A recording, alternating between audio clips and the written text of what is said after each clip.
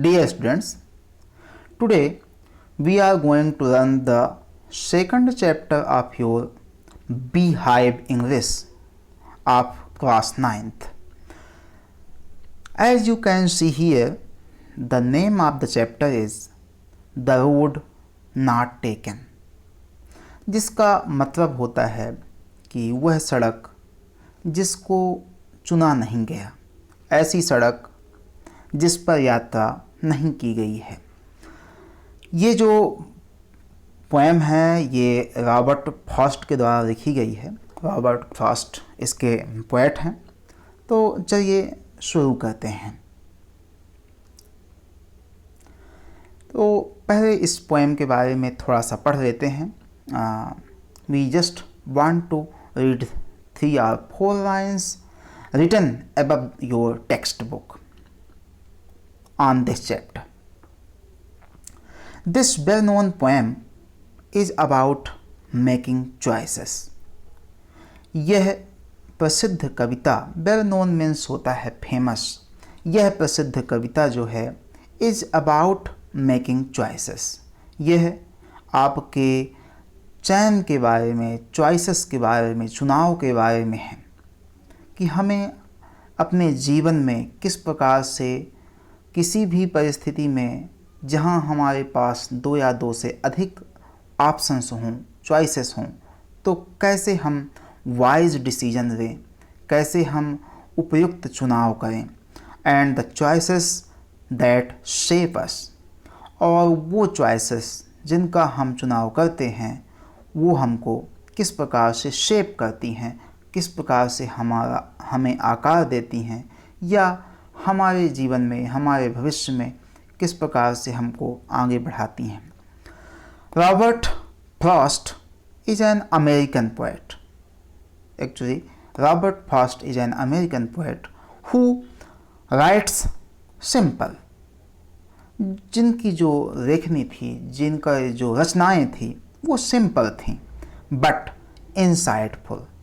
Insightful का मतलब होता है कि यदि आपके जो राइटिंग है वो एक्यूरेट है लेकिन उसमें अंडरस्टैंडिंग, समझ ज़्यादा है, तो उनकी जो राइटिंग थी वो एक्यूरेट थी और समझदारी वाली थी, जिसमें कुछ ना कुछ सीखने को मिलता था।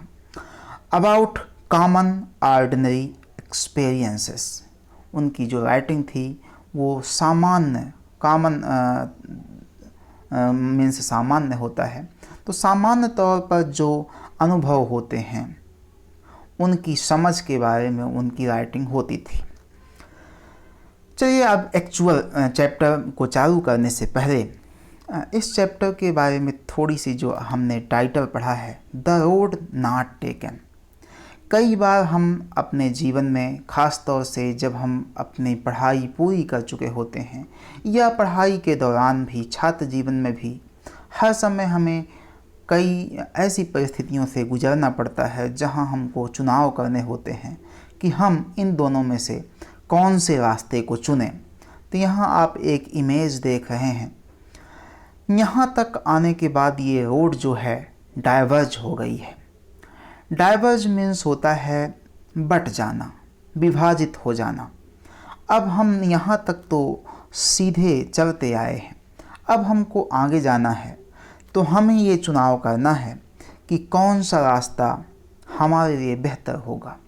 कई बार हम जानते हैं कि भविष्य की चीज़ों के बारे में कुछ पता होता नहीं है, लेकिन यदि हम उस परिस्थिति में समझदारी से निर्णय लें तो जो चुनाव होता है वो सही होता है, उस पर हमें रिपेंटेंस नहीं होता, पछतावा नहीं होता है।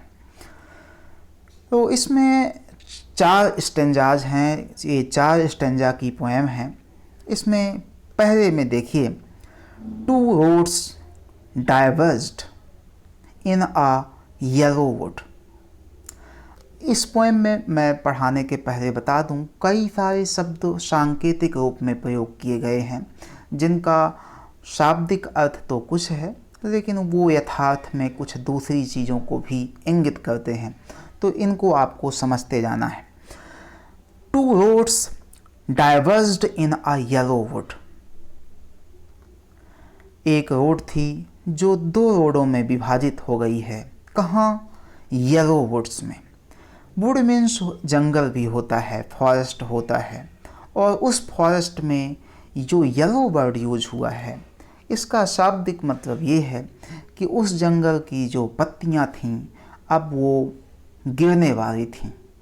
जनरली आटम जो सीजन होता है, पतझड़ का सीजन होता है, तो उसमें पत्तियाँ हरी जब रहती हैं उससे पीली पड़ती हैं और पीली पड़ने के बाद वो नीचे गिर जाती हैं। तो ये कहते हैं कि to roads diverged in a yellow would.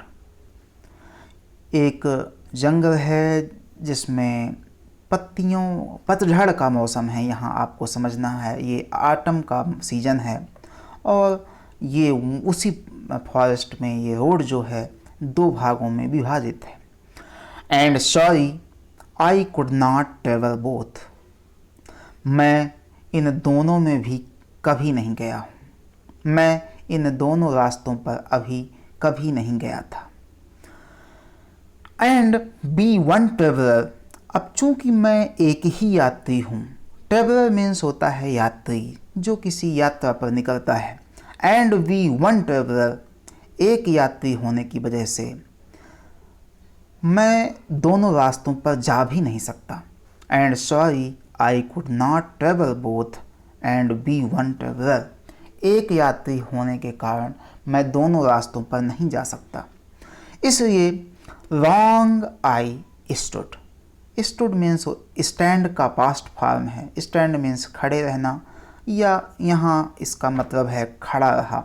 मैं काफ़ी देर तक, लॉन्ग मीन्स काफ़ी देर तक, लंबे समय तक वहाँ खड़ा रहा। And looked down one as far as I could, और उसमें से एक रास्ते को, यहाँ आपने देखा है कि दो रास्ते हैं, तो यहाँ पोएट कहता है एंड लुक्ड डाउन, उस रास्ते को देखता रह गया। वन, एक रास्ते को। एज फार एज मीन्स होता है जहाँ तक उसको दिखाई दिया। आई कुड, जहाँ तक मैं देख सकता था वहाँ तक उस रास्ते को देखा। To where it bent in the undergrowth, और उसके बाद जहाँ तक मैं देख पाया वहाँ तक देखा, उसके बाद वो रास्ता बेंड हो गया। बेंट जो है वो बेंड से बना है। बेंड मीन्स होता है मुड़ जाना। उसके बाद वो रास्ता अंडरग्रोथ की तरफ मुड़ गया था। अब ये अंडरग्रोथ क्या होता है? आप जंगलों में अगर कभी गए हों तो कुछ पेड़ बड़े बड़े होते हैं, सीधे ऊपर निकल जाते हैं, और लेकिन कुछ छोटे पौधे होते हैं, प्लांट्स होते हैं, घास फूस होती है जो काफ़ी डेंस घना होता है, तो उन्हें अंडरग्रोथ कहते हैं।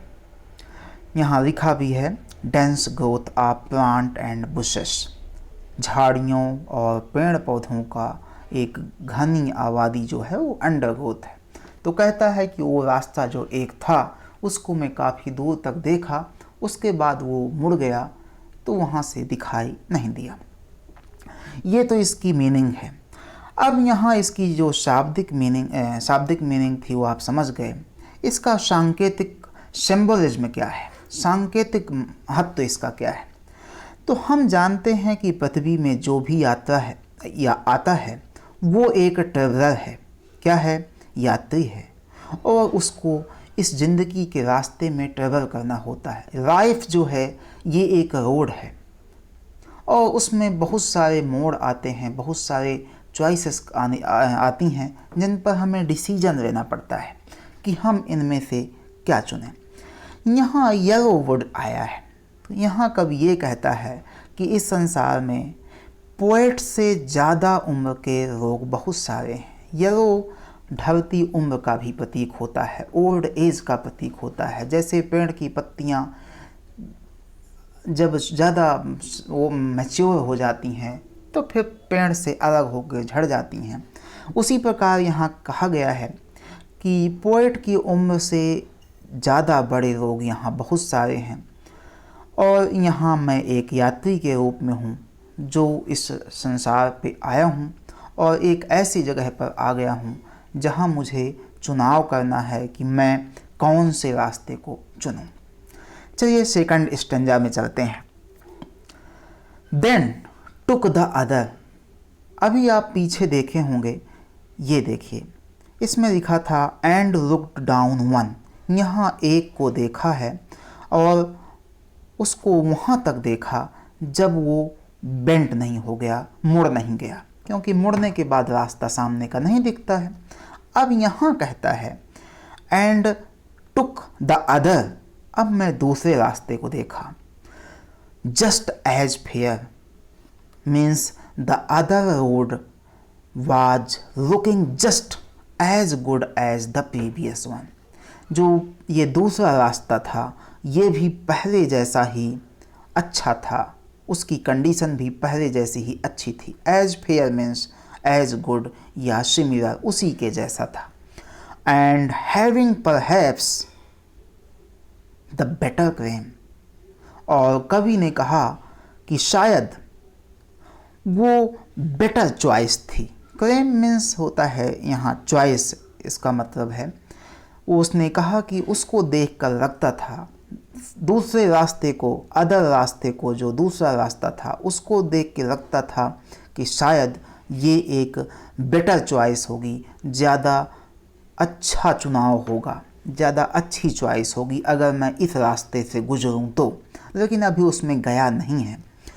Because it was glossy and wanted wear. ऐसा क्यों लगता है कि ये बेटर चॉइस होगी? आगे पोएट कहता है बिकॉज इट वाज ग्रासी, क्योंकि यह ग्रासी है। ग्रासी मीन्स होता है अनयूज्ड। यहाँ इस पोएम में मतलब है इसका, देखो अगर सामान्य रूप से मैं बताऊं, जिस रास्ते पर आप ज़्यादा नहीं चलेंगे उसमें घास ज़्यादा हो जाती है। तो एक लाइन यहाँ कभी इसीलिए कहता है कि इट वाज ग्रासी, इसमें घास फूस ज़्यादा थी। इसका मतलब इसको यूज ज़्यादा नहीं किया गया है, ये अनयूज्ड थी, ये इसका उपयोग नहीं हुआ था। मतलब कवि, ये पोएट जब दो चुनाव कर रहा था, दो में से एक का चुनाव कर रहा था, तो उसे ये बारी ज़्यादा अच्छी लगी क्योंकि इस चॉइस को बहुत कम लोग यूज़ कर रहे थे। जनरली ज़िंदगी में भी होता है।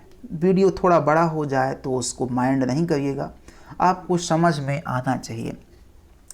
ज़िंदगी में भी कई बार ऐसा होता है कि हमारे पास दो रास्ते होते हैं या तीन रास्ते होते हैं, तो हम उस रास्ते का चुनाव करते हैं जिस रास्ते पर बहुत सारे लोग चलते हैं। यानी जिस कैरियर को बहुत सारे लोग चुनते हैं उस कैरियर को हम भी चुन लेते हैं।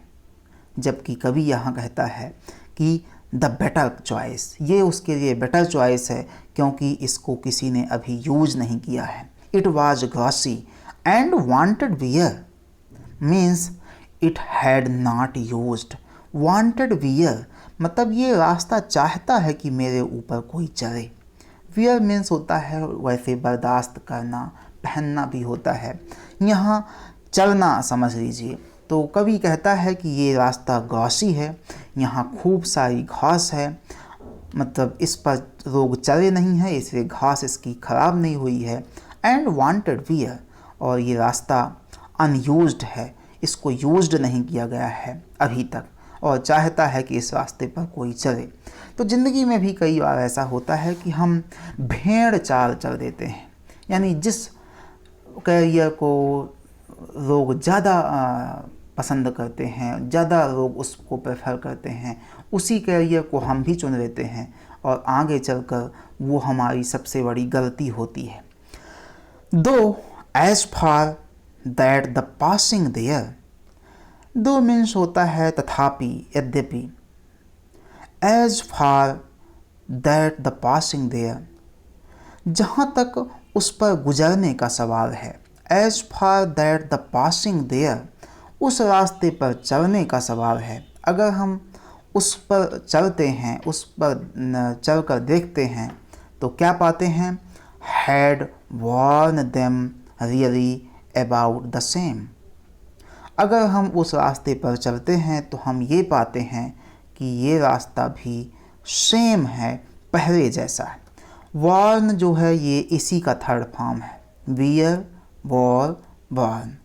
अगर had born them really about the same, अगर इस पर लोग चलें या चल रहे हैं तो आगे चल के पता चला कि ये भी रास्ता उसी तरह का है जैसे पहले वाला था, जो कि थोड़ा कम ग्रॉसी था।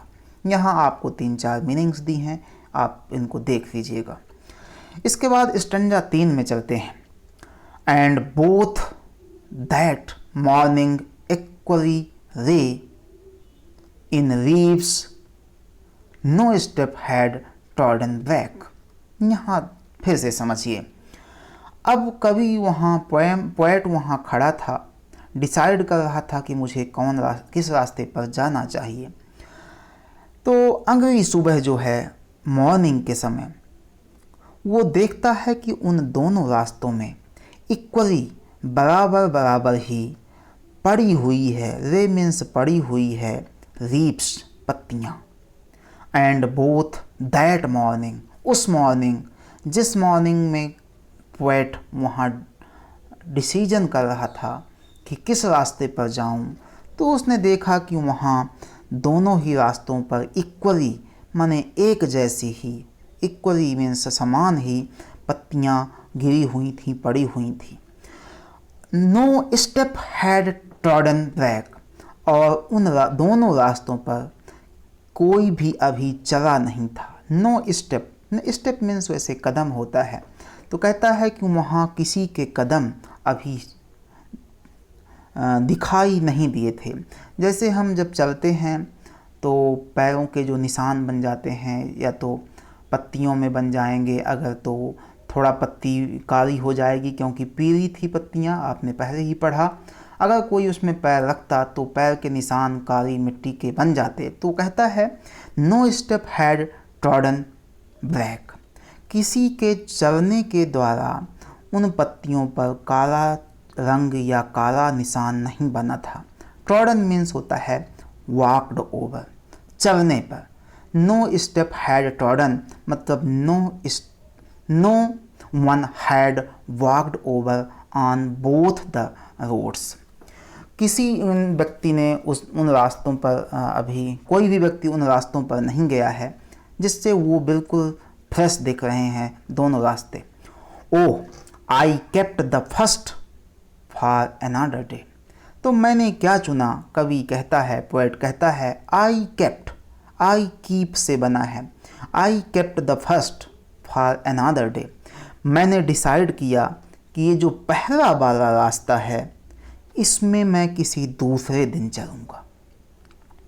यहाँ कवि कहता है कि जो पहला वाला रास्ता है उसको मैंने रखा, आई केप्ट, मैंने रखा फॉर अनदर डेज, दूसरे दिन के लिए। येट नोइंग, भले ही मुझे मालूम था, येट नोइंग, भले ही मुझे मालूम था, how way reads on two way, मुझे ये पता था कि किस प्रकार से, हाउ वे, किस प्रकार से रास्ता जो होता है, रीड्स ऑन टू वे, दूसरे रास्तों को अग्रसित करता है। मतलब एक रास्ता दूसरे रास्ते को दिखाता है। रीड्स मीन्स होता है दिखाना, नेतृत्व करना या मार्ग प्रशस्त करना।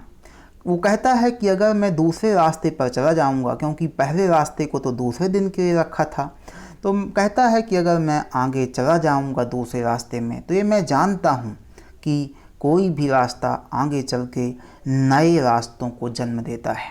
How way reads on two way, एक रास्ते पर निकल जाऊंगा तो वो रास्ता मुझे उसी रास्ते में नए रास्तों को दिखा देगा।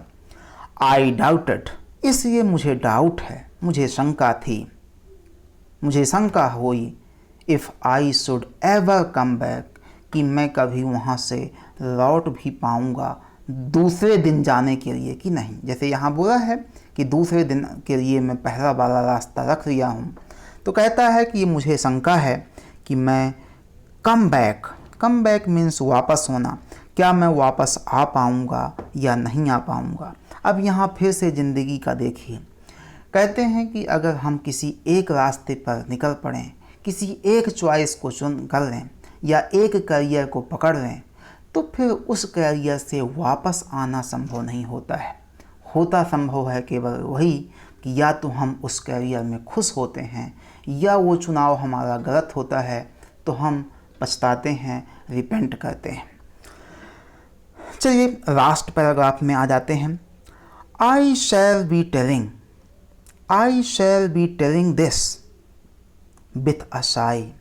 अब इसको समझिए, ये फ्यूचर की बात कर रहा है। शैल विल जहाँ भी होते हैं वो फ्यूचर को, और ये फ्यूचर कॉन्टिन्यूअस टेंस है।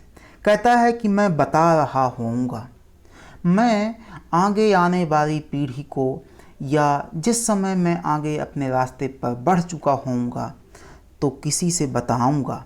With a Sai, Sai means होता है डीप ब्रेथ, गहरी सांस लेकर। गहरी सांस का मतलब ये है जैसे हम किसी चीज़ में, किसी रास्ते पे चल दें और हमें वो अपना गंतव्य या डेस्टिनेशन मिल जाए तो हम राहत की सांस लेते हैं कि चलो हमारा चलना सफल हुआ। तो वही कहता है कि मैं आगे चल के लोगों को बताऊंगा। टेलिंग माने बताऊंगा। दिस मीन्स इस घटना के बारे में। विथ ए साय, राहत की सांस लेकर। Somewhere ages and ages hence, कि आज से बहुत साल पहले। एजेस एंड एजेस का मतलब होता है लॉन्ग एगो। यहाँ एज माने युग होता है, तो यहाँ युग तो नहीं, कहता है कि मैं आगे चल के, हेंस मीन्स होता है फ्रॉम हियर, जहाँ हूँ वहाँ से बहुत सालों पहले। Two roads diverged in a wood, मैं लोगों को बताऊंगा कि सालों पहले मुझे 2 रोड मिली थी एक जगह, जिसमें से मुझे एक पर जाना था। 2 roads diverged in a wood, 2 रास्ते थे जो बंट रहे थे, सेपरेट हो रहे थे। इन अ वुड, जंगल की तरफ, जंगल में 2 रास्ते जा रहे थे। And I took the one less travelled by, और मैंने उस रास्ते को टुक किया, चुना। टेक मीन्स लेना या चुनना। आई टुक द वन, मैंने उस रास्ते को चुना। लेस ट्रेवल्ड बाई, जिस पर कम लोगों ने यात्रा की थी, मतलब जिस चुनाव को कम लोगों ने पसंद किया था। ये कहता है कवि कि मैं आगे चल के बताऊंगा, यदि मैं अपने रास्ते पर सफल हो जाऊंगा तो लोगों को बताऊंगा कि आज से बहुत सालों पहले, ages and ages, 2 roads diverged in the wood, 2 रास्ते जंगल में जा रहे थे, मतलब 2 रास्तों का जो मुहाना था वो जंगल में था, और उनमें से मैंने एक रास्ते को चुना था, और वो भी रास्ता मैं वो चुना था जिस पर बहुत कम लोग, लेस ट्रेवल्ड बाई, कम लोग यात्रा किए थे। And that has made all the difference, और उसी रास्ते ने मेरे जीवन में एक डिफरेंस किया है, परिवर्तन किया है। यहाँ डिफरेंस का मतलब निगेटिव सेंस में नहीं है, पॉजिटिव सेंस में है। हम लोग भी अक्सर कहते हैं कि this will make a difference, यह एक बदलाव लाएगा। तो कहता है कि जिस रास्ते पर मैं चला था उस रास्ते ने डिफरेंस किया है, उसने कुछ बदलाव किया है। तो ये आपकी पोएम थी। यहाँ शाई मीन्स डेप्थ और हेंस मीन्स फ्रॉम हियर। हो ये अंतिम जो स्टेंजा है इसमें कहता है कि जब हम किसी रास्ते को चुन लेते हैं तो फिर उसमें मैंने पहले ही बताया कि अगर हम सफल हो जाते हैं तो लोगों को बताएंगे कि बहुत साल पहले मेरी ज़िंदगी में एक ऐसा मोड़ आया था जहां हमें 2 में से एक ऑप्शन का चयन करना था, चुनाव करना था, और मैंने उस रास्ते को चुना था जिसको कम लोग चुन रहे थे। जनरली मैंने पहले ही बताया कि ऐसा होता नहीं है, लोग कॉमन रास्तों को ज़्यादा चुनते हैं। तो कवि कहता है, पोएट कहता है कि हमने उस रास्ते को चुना जहां बहुत कम लोग यात्रा कर रहे थे, और इसने डिफरेंस बना, इससे बदलाव समझ में आया, इसने हमारे जीवन में परिवर्तन किया है। इस प्रकार से आपकी ये पोएम समाप्त होती है। इसके एक्सरसाइज के साथ मिलेंगे हम अगले वीडियो में। तब तक के लिए आप सभी का शुक्रिया।